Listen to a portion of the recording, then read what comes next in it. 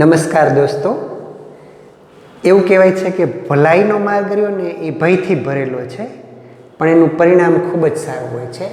પરિણામ એનું હંમેશા ઉત્તમ હોય છે. આપણે કોઈકનું ભલું કરવા જઈએ ઘણી વખત તો કેટલી વખત આપણે મુશ્કેલીઓ વેઠવી પડે, ઘણું બધું સહન કરવું પડે, પણ જો આપણા કાર્યનો હેતુ, આપણું ભલું કરવાનો અંદરનો હેતુ છે એ હેતુ શુદ્ધ હોય તો પરિણામ હંમેશા સારું જ આવતું હોય છે. ભયથી ભરેલો માર્ગ તો છે જ. પેલા સાધુનું ઉદાહરણ મેં તમને અગાઉ પણ આપ્યું હશે કે નદીની અંદર પડેલો વીછી છે તે લેવા માટે જાય તો સાધુને ડંખ મારશે. સાધુનું કામ ભલાઈ કરવાનું હતું, ભલા માણસ હતા એટલે એ કોઈનું દુઃખ જોઈ જ નહોતા શકતા. આમ ભલો માણસ ક્યારેય કોઈનું દુઃખ ન જોઈ શકે એટલે એને વીછીને તરફડતો જોયો તો લીધો તો પોતાને ડંખ માર્યો. તે ઝટકીને પાછો પાણીમાં પડ્યો, ફરી વાર કાઢ્યો. પછી પૂછ્યું એને, ભાઈ તમે આવું કેમ કરો છો, આ વારંવાર ડંખ મારે તોય? તો સાધુનો જવાબ હતો એવો કે ડંખ મારવો એ વીછીનું કામ છે ને એને બચાવવો એ મારું કામ છે. તો એની ભલાઈની જે વૃત્તિ છે એ વૃત્તિને કારણે એક જીવ છે તે બચી જાય છે. કહેવાનો મતલબ એમ છે કે ભલું કરીએ ને એમાં હંમેશા એનું પરિણામ સારું જ આવતું હોય છે, ઉત્તમ જ પરિણામ આવતું હોય છે. ભલું કરવાની કોઈની ઈચ્છા જે થાય તો એનું અંદર આપણા મનની અંદર પણ એવું સારું બીજ વવાતું હોય છે અને એના સારા પરિણામ પણ આવતા હોય છે. બરાબર છે? તો કહેવાનો મતલબ એમ છે કે હંમેશા ભલા બનીએ, ભલાઈ કરતા રહીએ, કરુણા રાખીએ, કોઈ તરફ અનુકંપા રાખીએ. તમે પણ ભલા માણસ બનો અને તમારી ભલાઈનો તમને પોતાને અને રાષ્ટ્રને લાભ થાય એવી શુભેચ્છા સાથે આપણે આપણું કામ શરૂ કરીએ. દોસ્તો, ગઈકાલે આપણે વિદ્યુત જનરેટરની એના બધાની વાત થઈ છે, એટલે આજે એમાંથી ઉત્પન્ન થતો એસી અને ડીસી પાવર શું છે એના વિશેની વાત આપણે કરશું. આપણા ઘરની અંદર જે વિદ્યુત જોડાણ કરેલું હોય છે એ ઘરેલું પરિપથ મારફતે આપણે શીખી શકીએ. એટલે ઘરેલું પરિપથ શું છે એના વિશેની વાત કરશું. વિદ્યુત પરિપથમાં વિદ્યુત પ્રવાહની તાપીય અસર પર કાર્ય કરતો ફ્યુઝ કેમ કાર્ય કરે છે, એની રચના શું છે એના વિશેની થોડીક વાત આપણે કરશું. અને ઓવરલોડિંગ અને શોર્ટ સર્કિટ એટલે શું એટલું કરીને આજે આપણું કામ પૂરું કરીશું. દોસ્તો, સૌથી પહેલાં વાત કરીએ એસી અને ડીસી પ્રવાહ. એસી પ્રવાહ અને ડીસી પ્રવાહ માટે એસી જનરેટર અને ડીસી જનરેટર વપરાય છે એવી મેં તમને વાત કરી છે. એસી પ્રવાહ એટલે અલ્ટરનેટિંગ કરંટ. એસી પ્રવાહ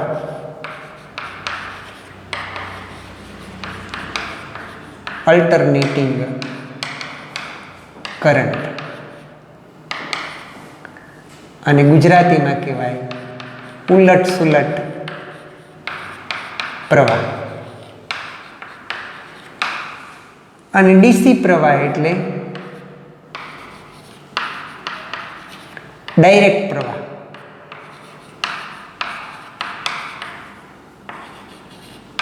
ડાયરેક્ટ કરંટ.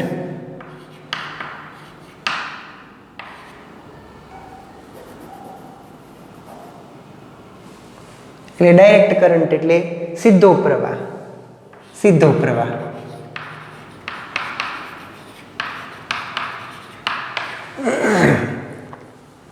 આપણને ખબર છે કે જો બે રીંગો વાપરવામાં આવી હોય તો પ્રવાહ છે એની દિશા વારંવાર બદલાય છે અને એવો પ્રવાહ છે એને આપણે ઉલટ સુલટ પ્રવાહ કહીએ છીએ. ઘરમાં આપણે એસી પ્રવાહ જ વાપરતા હોઈએ છીએ, પણ સમયની સાથે જે ધન અને ઋણ બદલાતો નથી એવો પ્રવાહ છે, એ પ્રવાહ છે તે ડાયરેક્ટ પ્રવાહ કહેવાય.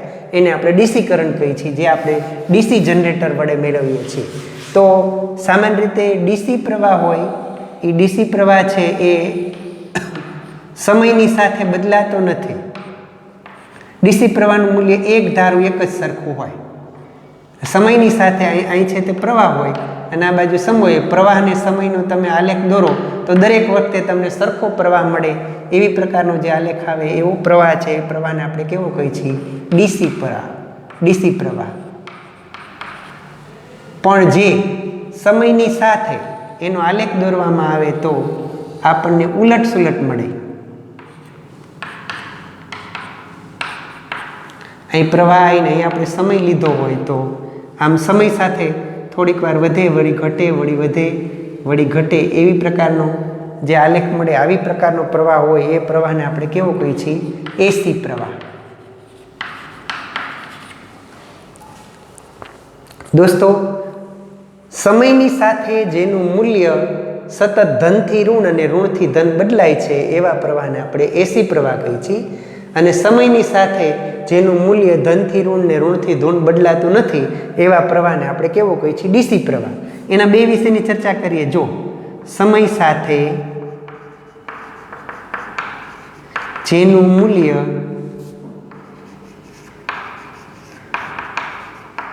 બદલાતું નથી પણ એક જ ધારો મળ્યા કરે છે એવી પ્રકારના પ્રવાહને આપણે કેવો પ્રવાહ કહીએ છીએ? ડીસી પ્રવાહ. પણ અહીંયા સમય સાથે જે પ્રવાહનું મૂલ્ય ધનથી ઋણ અને ઋણથી ધન એમ બદલાય છે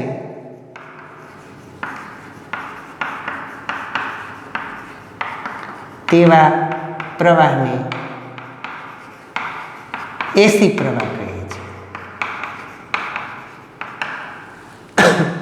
દોસ્તો, આપણા ઘરમાં બધે આપણે એસી પ્રવાહ વાપરીએ છીએ, પણ બહાર જે આપણે સોલાર પ્લાન્ટ નાખેલો હોય એમાંથી મળતો હોય તે પ્રવાહ, પછી કોઈ પણ બેટરીના સેલ હોય એ સેલમાંથી મળતો પ્રવાહ, કોઈ પણ પ્રકારના કોષ હોય એમાંથી મળતો પ્રવાહ, એ બધા પ્રવાહ કેવા પ્રવાહ હોય છે? ડીસી પ્રવાહ. આમાં આપણને ઘરમાં જે પ્રવાહ મળે છે એસી જનરેટર દ્વારા જે મેળવો હોય એવો પ્રવાહ, ને આમાં આપણને બેટરીઓમાં એમાંથી મળતો હોય એવો પ્રવાહ છે. ડીસી પ્રવાહ છે ને એસી પ્રવાહ એનો આપણને સામાન્ય રીતે ઉત્પાદન સહેલું છે અને આનું ઉત્પાદન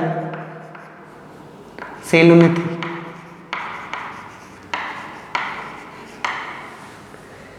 ડીસી પ્રવાહ હોય તો એક જગ્યાએથી બીજી જગ્યાએ લઈ જઈએ અને આનું ઉત્પાદન ખર્ચ છે ને, ઉત્પાદન ખર્ચ પણ ઓછું હોય.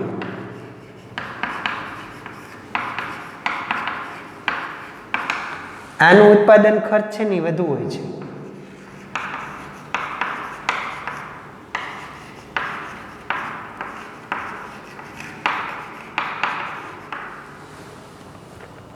અને એક જગ્યાએથી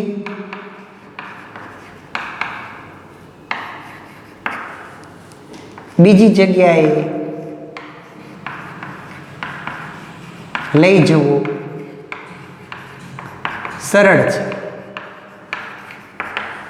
આવી પ્રકારનો પ્રવાહ હોય તો ઉત્પાદન સ્થળથી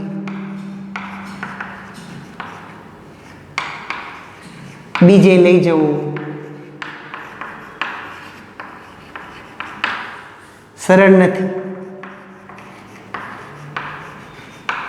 બીજે વાયર દ્વારા જતો હોય તો આ પ્રવાહની અંદર ઘટ આવે, આ પ્રવાહમાં એટલો ઘટ આવતો નથી. આ પાવર રહ્યો ને એ ઓછો જોખમકારક છે,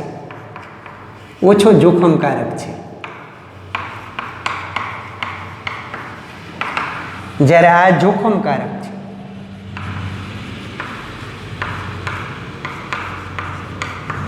મેં તમને કીધું હતું તેમ ડાયરેક્ટ પ્રવાહ આવતો હોય, એ ડાયરેક્ટ પ્રવાહમાં ક્યારેક આપણા હાથ લાગી જાય તો એ ડાયરેક્ટ પ્રવાહની અંદરથી આપણે છૂટવું મુશ્કેલ હોય, એમાંથી છૂટી ન શકાય. વધારે વોલ્ટેજના પ્રવાહ હોય તો, સામાન્ય વોલ્ટેજના પ્રવાહ હોય તો તેની અસર ન થાય.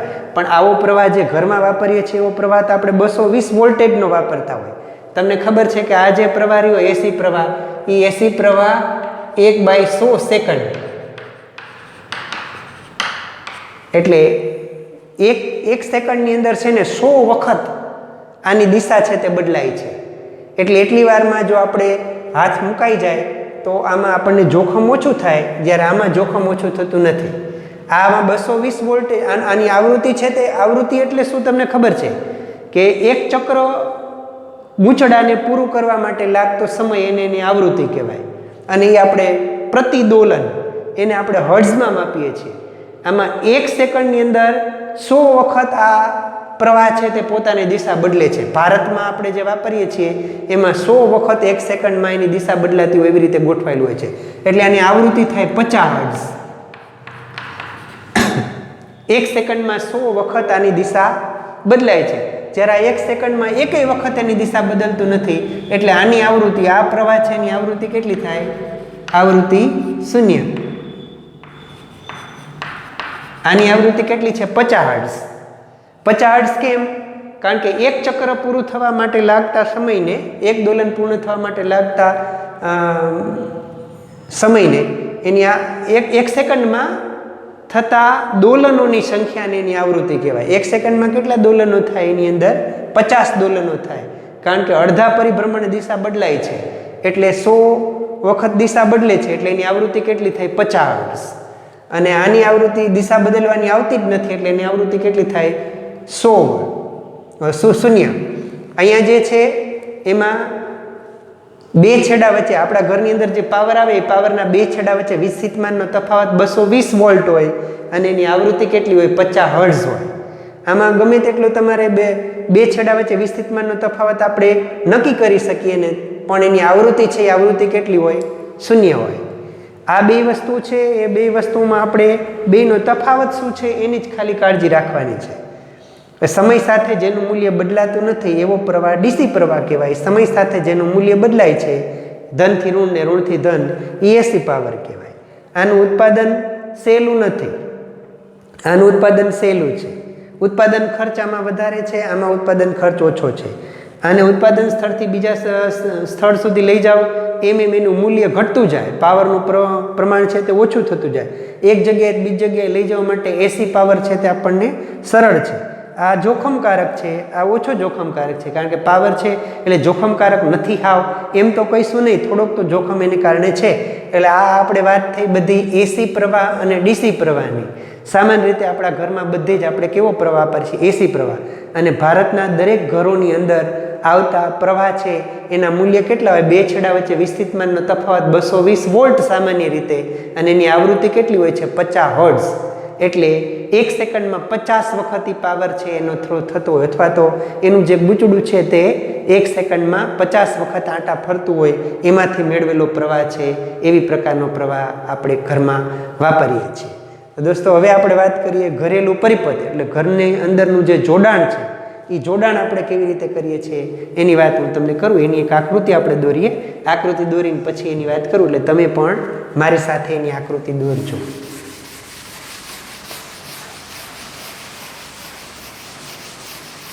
ઘરેલું પરિપથ દોસ્તો આપણા માટે મહત્વનું.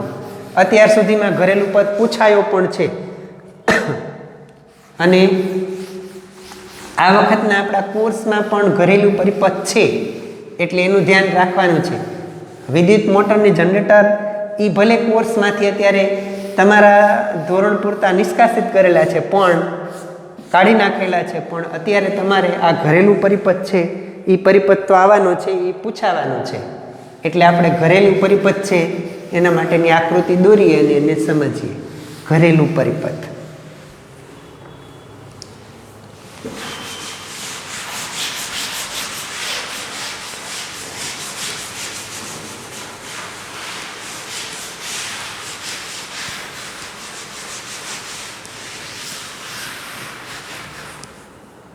ઘરેલું પરિપથ.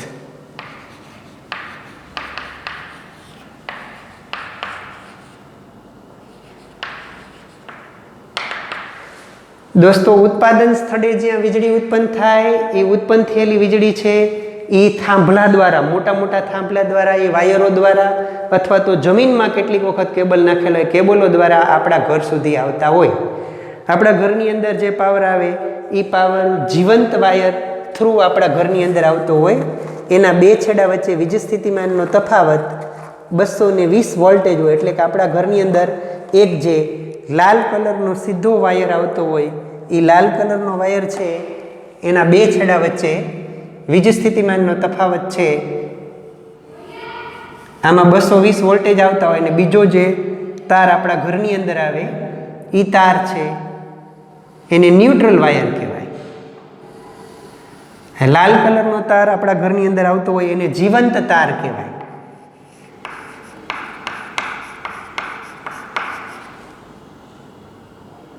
ફેઝ વાયર કહેવાય. અને જે કાળા રંગનો બીજો આ ફેઝ તાર છે ને એ કેવો હોય? લાલ રંગનો હોય. કેવો? લાલ રંગ.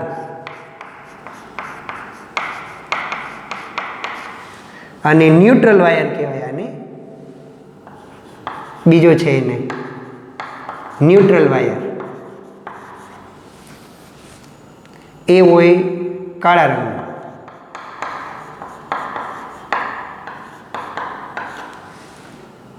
આમાં અને આ બે છેડા વચ્ચે છે તે વીજ સ્થિતિમાનનો તફાવત છે તે 220 વોલ્ટેજ હોય. આ જે છે ને એ પહેલાં આપણા ઘરની અંદર આવતા પહેલાં આ જે છે તે એક કંપનીનો ફ્યુઝ હોય ને એ કંપનીના ફ્યુઝમાં જાય. પહેલાં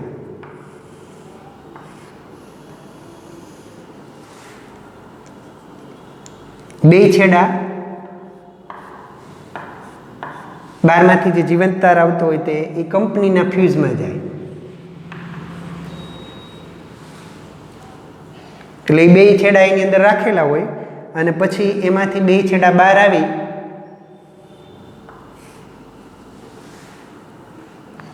આને આપણે કંપનીનો ફ્યુઝ કહીશું.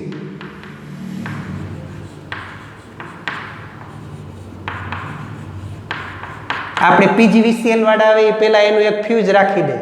બહારમાં જ્યાંથી ઘરમાંથી પાવર આપણા ઘરની અંદર દાખલ થતો હોય ને ત્યાં જ એક ફ્યુઝ રાખેલો હોય.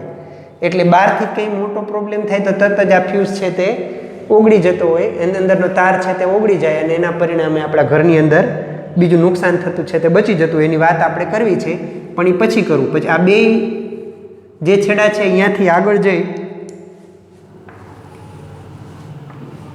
અને મીટરમાં જતા હોય.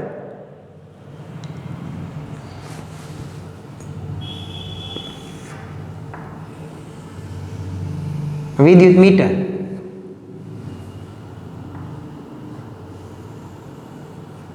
અત્યારે તો ડિજિટલ પણ હોય છે પણ પહેલાંના જે મીટર આવતા હતા એ થોડાક આંકડાવાળા આવી ટાઈપના હતા. અત્યારે તમારે ડિજિટલ દોરવું હોય તો ડિજિટલી દોરી શકાય, એનો કાંઈ વાંધો નથી. પણ નહીંતર અહીંયા આવી રીતે આમ કાપા પાડેલા હોય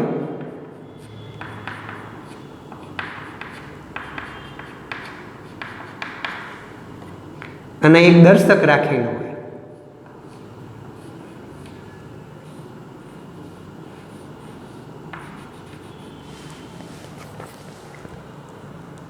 આ છે ઇલેક્ટ્રિક મીટર.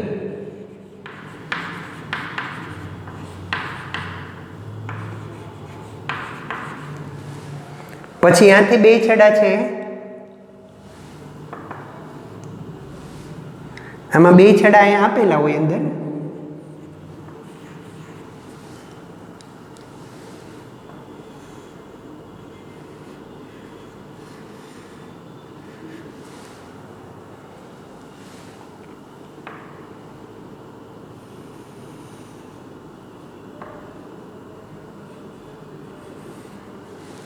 આ બે છેડાની અંદર આપેલા હોય. પછી ત્યાંથી આગળ નીકળી અને ઘરનો આપણો જે મેઇન ફ્યુઝ છે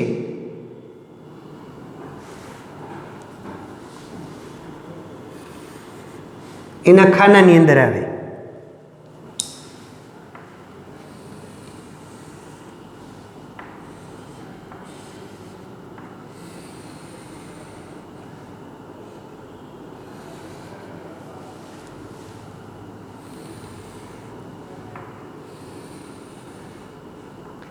અંદર મેઇન સ્વિચ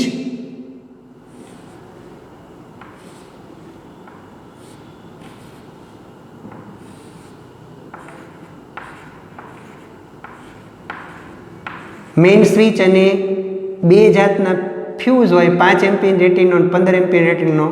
એટલે આ મેઇન સ્વિચ અને ફ્યુઝ વાળું ખાનું છે. મેઇન સ્વિચ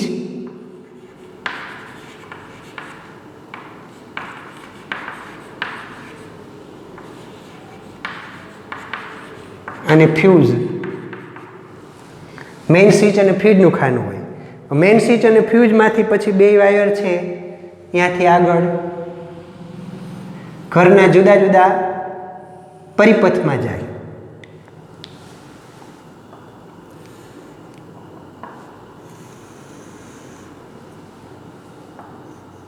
ઘરના જુદા જુદા વિભાગમાં જ્યાં આપણે ઇલેક્ટ્રિક પોઈન્ટ રાખેલા હોય એ જગ્યાએ બધે જાય.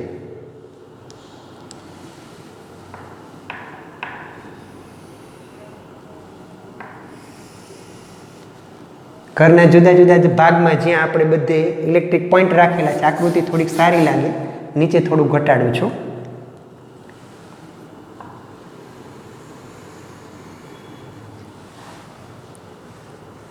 આમાં આપણા ઘરમાં જુદી જુદી જગ્યાએ આવા પ્લગ રાખેલા હોય. એ જુદા જુદા ઘરના પોઈન્ટ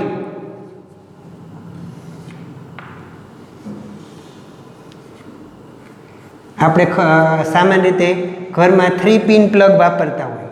એમાં 2 પોઈન્ટ અહીં હોય અને 1 પોઈન્ટ આ બાજુ. ખરેખર આમ ઊભું હોય ઉપર, પણ અત્યારે આપણે દોરવામાં સહેલું પડે એટલા માટે સાઈડમાં બતાવું છું.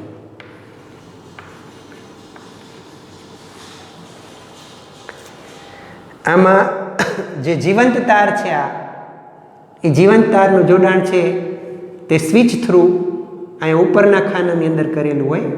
અહીંયા આ સ્વિચ છે અને જે ન્યુટ્રલ વાયર છે એનું જોડાણ આની સાથે હોય.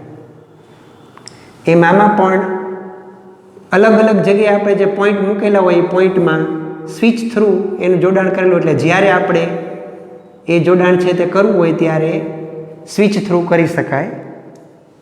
અને અહીંયા આનું જોડાણ આ ન્યુટ્રલ વાયર સાથે.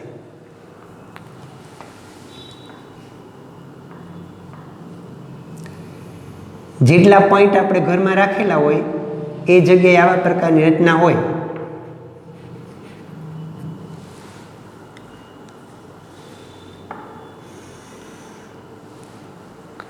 અને આ જે ત્રીજી જગ્યા જે વધી છે એ ત્રીજી જગ્યા એ અર્થિંગ વાયર માટેની હોય. આની સાથે અર્થિંગ કરેલું હોય.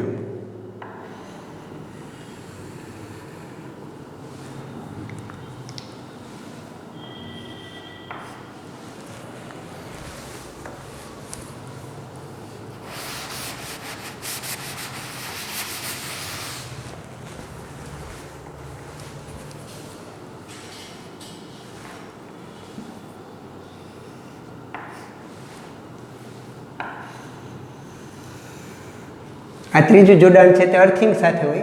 અર્થિંગના બધા વાયર એક જગ્યાએ ભેગા કરી અને સંપૂર્ણપણે આખો મોટો લાંબો વાયર છે એ લાંબો વાયર ઠેઠ અહીં ઘરની નજીકના ભાગમાં ક્યાંક લાવી અને એને એક ધાતુની પ્લેટ સાથે જોડી અને જમીનમાં દાટેલો હોય.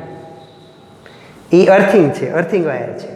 અહીંયા શું છે, આ આપણો પ્લગ છે. સમજો કે આ P1 પ્લગ, આ P2 પ્લગ, આ P3 પ્લગ, આ સ્વિચ 1, આ સ્વિચ 2,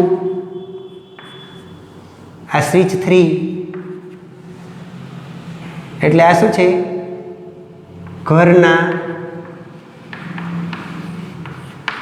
જુદી જુદી જગ્યાએ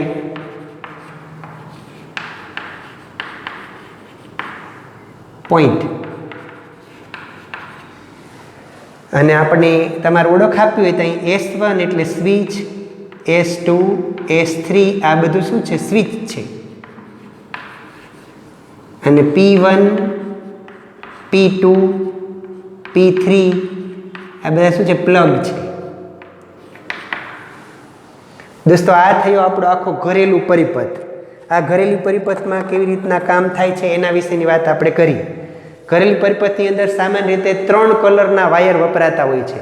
અત્યારે વાયરમેન આવીને ગમે તે એક કલરના વાયરથી વાયરિંગ કરતો હોય તોય થાય, પણ આ તો આખા નેશનલ લેવલે કોઈ પણ જગ્યાએ કોઈ પણ વાયરમેન આવે તો એને ખબર પડે એટલા માટે આ 3 રંગ છે તે આપણે પસંદ કરેલા છે. એક છે તે લાલ રંગનો વાયર જે જીવંત વાયર છે, એક છે કાળા રંગનો વાયર જે ન્યુટ્રલ વાયર છે, અને એક અર્થિંગ વાયર જે લીલા રંગનો છે. આવા 3 કલરના આપણે વાયર વાપરીએ છીએ. જીવંત તાર પહેલાં ઘરની અંદર કંપનીના ફ્યુઝમાં આવે અને ફ્યુઝમાંથી થઈને મીટરમાં જાય. મીટરમાં બે છેડા પછી ત્યાંથી આપણા ઘરની અંદર જે મેઇન સ્વિચ આપણે રાખેલી હોય, જ્યાં એમસીબીની બધું મૂકેલું હોય, જુદી જુદી પ્રકારના બે પ્રકારના સામાન્ય રીતે આપણા ઘરની અંદર પાવર વાપરતા છે, 5 એમ્પિયરની રેટિંગના અને 15 એમ્પિયરની રેટિંગના. તો એ મુજબ અલગ અલગ આપણે ફ્યુઝ મૂકેલા હોય, જુદી જુદી મેઇન સ્વિચ મૂકેલી હોય, એનું બોક્સ આવે અને ત્યાંથી પછી વાયર બધા સમાંતર જોડાણના રૂપમાં જ્યાં જ્યાં આપણે પ્લગ નહીં રાખેલા છે ત્યાં જાય. જીવંત વાયર છે એ આવે એ અને આ ન્યુટ્રલ વાયર એ બે વચ્ચે 220 વોલ્ટેજનો તફાવત હોય અને આ વાયર આપણે ત્યાં આવે તે પાવર હાઉસમાંથી થાંભલા દ્વારા અથવા તો નીચેથી કેબલ દ્વારા આપણે ત્યાં આવતો હોય. આ બધા જે સાધનો છે ઘરના એ બધાએ આપણું આખું સંપૂર્ણપણે જોડાણ છે એ સમાંતર જોડાણમાં કરેલું હોય. એટલે જે સ્વિચ તમે ચાલુ કરો એની અંદર પાવર આવે અને એ જ પ્રમાણે આપણે છે તે આપણું કામ કરી શકતા હોય. આ ઉપરાંત અહીં જે બધા જ સાધનો છે એ બધા સાધનોની અંદર ક્યાંક પોઝિટિવ નેગેટિવ આ વાયર બે ક્યાંક ભેગા થઈ જાય તો પરિપથમાં અવરોધ ખૂબ ઘટી જાય અને પરિણામે ત્યાં અકસ્માત થવાની એટલે કે આગ લાગવાની ભય રહે. અથવા તો આ પોઝિટિવ નેગેટિવ કોઈ પણ જગ્યાએ ગમે ત્યાં ભેગા થઈ ગયા છે એના ઉપરનું આવરણ ખસી જાય ને બીજે ક્યાંય અર્થિંગ દ્વારા બીજે ક્યાંય ભેગા થઈ જાય અને એ જગ્યા ઉપર આપણો હાથ લાગે તો મોટા પાયા ઉપર આપણને અકસ્માત થવાની સંભાવના, શોર્ટ લાગે અને માણસનું મૃત્યુ પણ થાય એવું પણ થઈ શકે.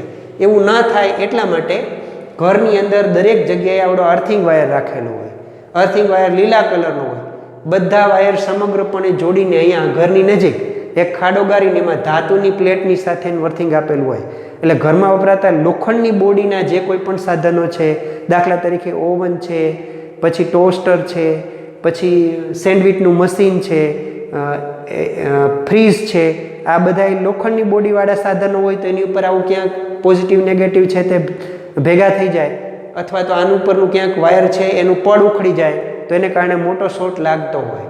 એવું ન થાય એટલા માટે અહીંયાથી પછી અર્થિંગ થઈ આની અંદરથી અને બધો પ્રવાહ છે તે નીચે ઉતરી જતો હોય જેને કારણે અકસ્માતથી આપણે બચી શકતા હોય. આના પછીના 2 પોઈન્ટ છેલ્લા છે એની વાત આની હારે નારે કરી દઉં. ઓવરલોડિંગ અને short circuit. Short circuit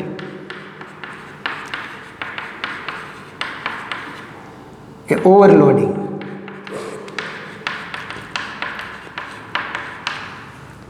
short circuit એટલે શું? આખા પરિપથની અંદર પોઝિટિવ અને નેગેટિવ કોઈ જગ્યાએ ક્યાંક ભેગા થઈ જાય, એના આવરણ ઉખડી ગયા હોય, જૂના થઈ ગયા હોય તો એ પીગળીને એકબીજાને ભેગા થાય તો પરિપથમાં અવરોધ ખૂબ ઘટી જાય અને એના પરિણામે પરિપથમાં પ્રવાહ અતિ ઝડપથી વહેવા માંડે તો સાધનો છે તે બધા બળી જાય, બે ભેગા થાય, ત્યાં સ્પાર્ક થાય તો આગ લાગવાની સંભાવના પણ ખરી. એટલે કે પોઝિટિવ નેગેટિવ ભેગા થઈ જવાની જે ઘટના છે ને એને આપણે શું કહીએ છીએ? શોર્ટ સર્કિટ કહીએ છીએ. પણ ઓવરલોડિંગ એટલે શું? કોઈ એક જ જગ્યાએ એક જ વખતે એક જ સમયે, દાખલા તરીકે ઘરની અંદર 2 પાવર રેટિંગ આપણે વાપરતા હોય, કેટલાક સાધનો 15 એમ્પિયર ઉપર ચાલતા હોય, કેટલાક સાધનો છે તે 5 એમ્પિયર ઉપર ચાલે. દાખલા તરીકે ટ્યુબલાઇટ છે, પંખા છે, સાદી લાઇટ છે, એ બધા 5 એમ્પિયર ઉપર ચાલતા હોય અને કેટલાક 15 એમ્પિયરની લાઇન ઉપર ચાલતા હોય. એમાં દાખલા તરીકે એસી છે, વોશિંગ મશીન છે, એ બધા 15 એમ્પિયરની લાઇન ઉપર ચાલતા હોય. તો આવા સાધનો એક જ પ્લગની અંદર એક સાથે આપણે બધું ચાલુ કરી દઈએ તો અહીંયા એ પોઈન્ટ ઉપરથી બધા પોઈન્ટ ઉપરથી ઘરમાં ખૂબ મોટા પાયા ઉપર પ્રવાહ ખેંચાવા માંડે. એને આપણે શું કહીએ છીએ? ઓવરલોડિંગ કહીએ છીએ. અથવા તો એક જ કોઈ પ્લગ હોય એમાં આપણે 3 પિન પ્લગ ભરાવીને એક સાથે કેટલાય બધા સાધનો ચાલુ કરતા હોય તો એમાંથી પણ પ્રવાહ છે તે વધારે ખેંચાય. તો એવી ઘટના છે એને આપણે શું કહીએ છીએ? ઓવરલોડિંગ. એક કરતાં વધારે પાવર રેટિંગવાળા સાધનો એક સાથે ચાલુ કરીએ તો પ્રવાહ વધારે ખેંચાવાની ઘટના છે એને કારણે પ્રવાહ વધી જાય. પ્રવાહ વધી જાય તો આવડા છે તે ઓગળી જતા હોય અને સાધનોને નુકસાન થતું. એટલે ઓવરલોડિંગ કે શોર્ટ સર્કિટ થાય તો 2 વખતે સાધનોને છે તે નુકસાન થતું હોય. એનાથી બચવા માટે આપણે ઘરની અંદર ફ્યુઝ વાપરતા હોય છે. આ ફ્યુઝ છે એ અહીં તમને બતાવેલો છે. એના જેવી જ બીજા જે ફ્યુઝની રચના છે, ફ્યુઝની રચનાની હું તમને વાત કરું. સામાન્ય રીતે ફ્યુઝ એટલે બીજું કાંઈ જ નહીં, નીચા ગલનબિંદુવાળો ધાતુનો તાર. આની આપણે વાત કરી છે. આવી પ્રકારની ફ્યુઝની રચના પણ આવો સાદો ફ્યુઝ પણ હોય. આવી જે છે તે અવાહક એક નળી હોય આ નળી છે એ નળીની અંદર બે ધાતુના સંપર્કો બે બાજુ હોય. આવો ફ્યુઝ સામાન્ય રીતે આપણે કમ્પ્યુટરમાં, પછી ટીવીમાં, મોટરસાઇકલમાં, એમાં બધાની અંદર આવા ફ્યુઝ હોય. બે બાજુ ધાતુના સંપર્ક હોય અને ધાતુના સંપર્કની વચ્ચે એક નીચા ગલનબિંદુવાળો ટીન ને લેડમાંથી બનેલો હોય એવો નીચા ગલનબિંદુવાળો તાર હોય.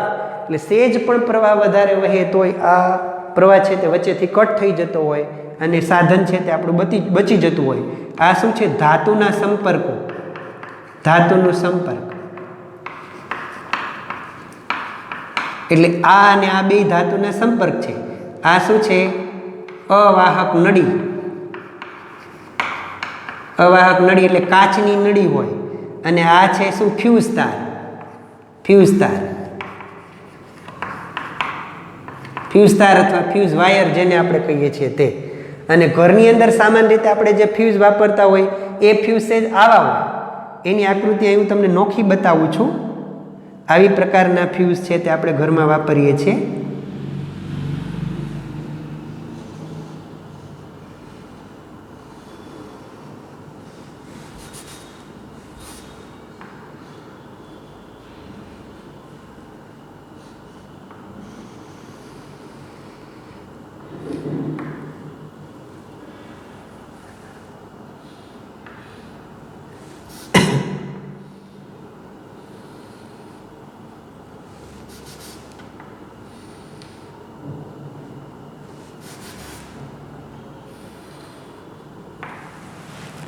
આવા ફ્યુઝ હોય. આ પોર્સેલિન બોડીના અથવા પ્લાસ્ટિકના હોય. એમાં પણ આ બાજુ અહીં બે બાજુ છે તે ધાતુના સંપર્કો રાખેલા હોય. અહીં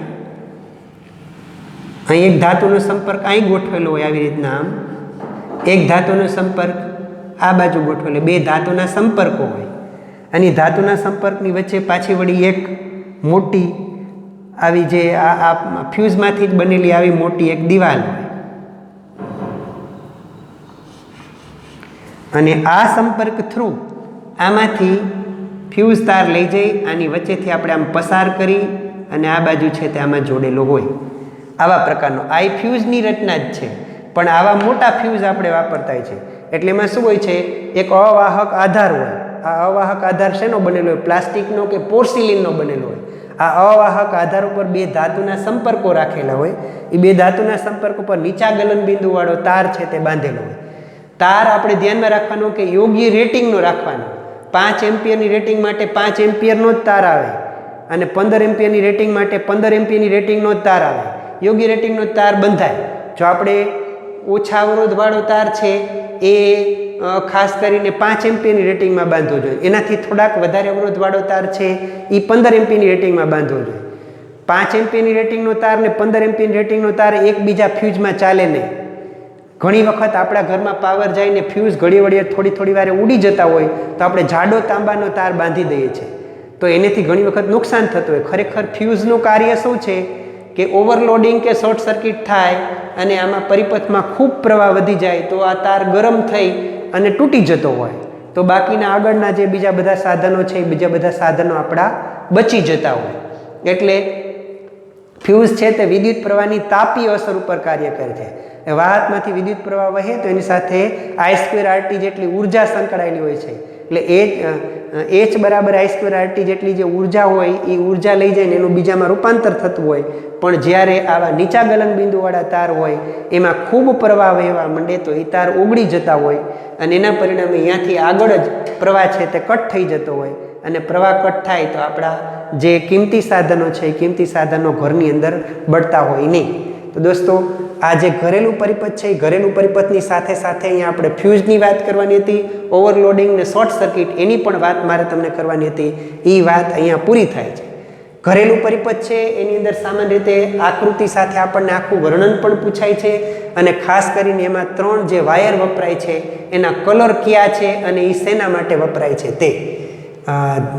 આપણા ઘરની અંદર જે ઘરેલું પરિપથ છે એમાં 3 રંગના વાયર વપરાય છે.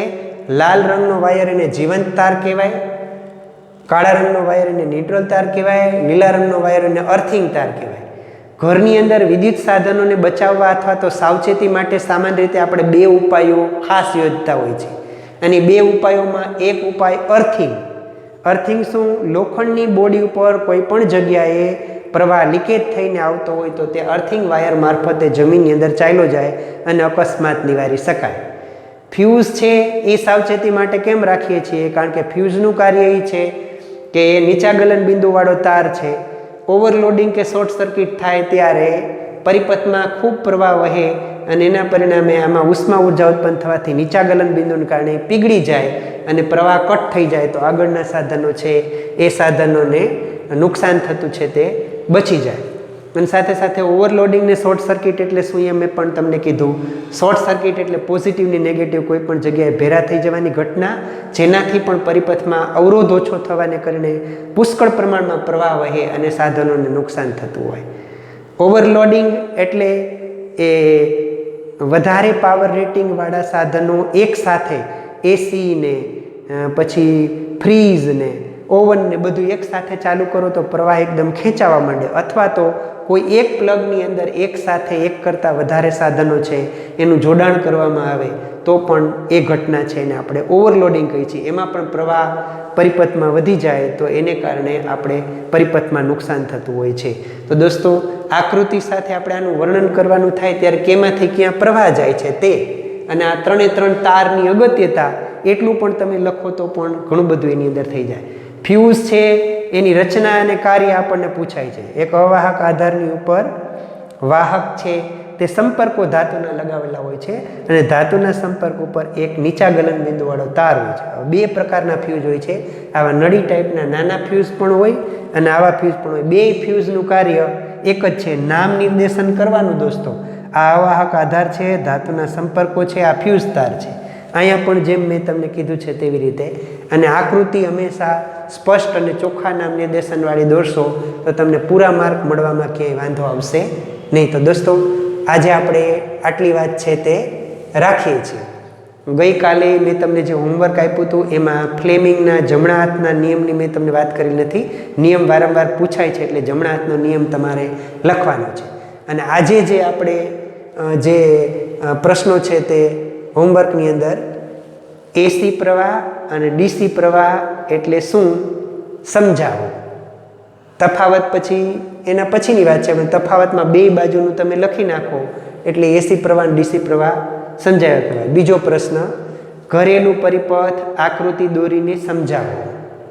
પછી ત્રીજો પ્રશ્ન છે, ફ્યુઝની રચના આકૃતિ દોરીને વર્ણવો અને તેનું કાર્ય લખો. આકૃતિ દોરી ફ્યુઝની રચના વર્ણવો અને તેનું કાર્ય લખો. અને ઓવરલોડિંગ અને શોર્ટ સર્કિટ એટલે શું, એટલા આજે આપણે પ્રશ્ન છે તે લખવાના છે. હવે આ પાઠની અંદરની જે પાઠમાં મુખ્ય મુદ્દા હતા એ મુદ્દા બધા પૂરા થાય છે. એની અંદરના ઇન્ટેક પ્રશ્નો થોડાક બાકી છે અને પાછળવાળા નાના નાના પ્રશ્ન છે એ આપણે આવતીકાલે મળીએ ત્યારે આવતીકાલે આ પાઠ છે તે આપણો પૂરો થશે. આજે આપણે આટલું રાખીએ, ફરી મળીશું આવતીકાલે. નમસ્કાર.